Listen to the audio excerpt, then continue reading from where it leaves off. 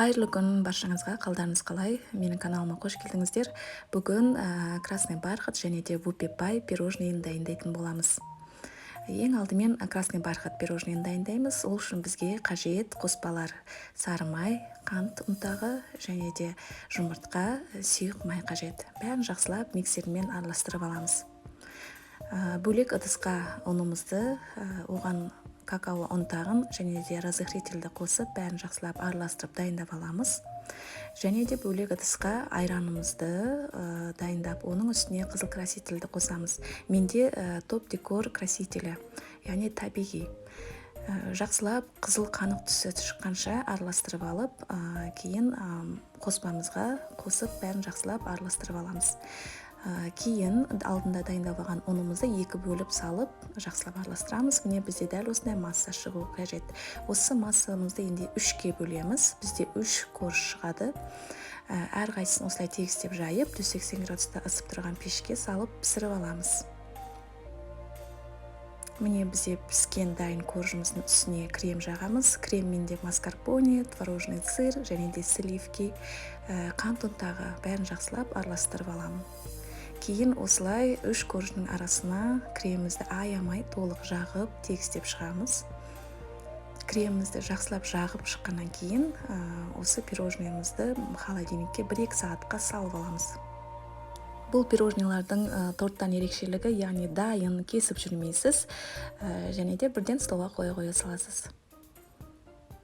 Енді холодильниктен алынған коржымызды жақсылап жан-жағын тегістеп кесіп аламыз.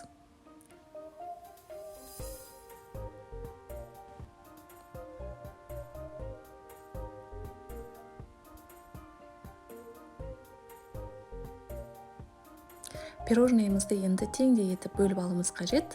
Яғни дастарханда әдемі көріну үшін әр бөліп бірдей болғаны дұрыс. Пышағымыз өткір болуы қажет. Міне әрқайсысын осылай теңдей етіп кесіп аламыз. Енді бетін әсемдейміз. Кесілген пирожныйлардың әрқайсысын формачкаларға салып, бетіне крем жағып шықтым, және де балғын жеміс-жидектермен әсемдедім. Менде брусника және де қарақат.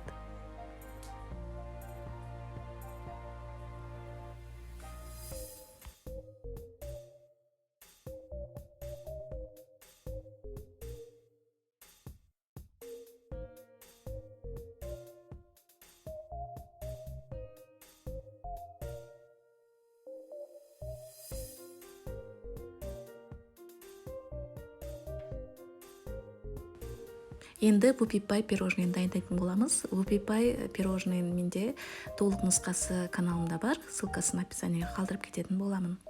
Міне дәл осылай домалақ етіп, әрқайсысын құйып шығамыз. 180 градуста ысып тұрған пешке 10-15 минутқа салып пісіріп аламыз. Арасына кремімізді жағып, үстіне екінші бөлігін қоямыз.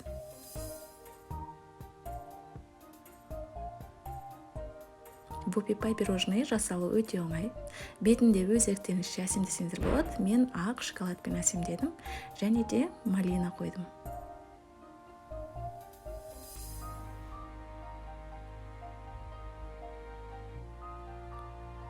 Жасалу өте оңай пирожныйлар, сондықтан міндетті түрде жасап көріңіздер.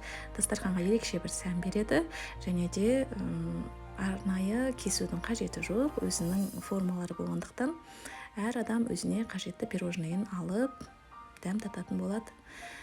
Назар салып көргендеріңізге көп рахмет. Ұнаса лайк басып, пікір қалдырсаңыздар болады. Қолдауларыңызды күтемін. Көп рахмет.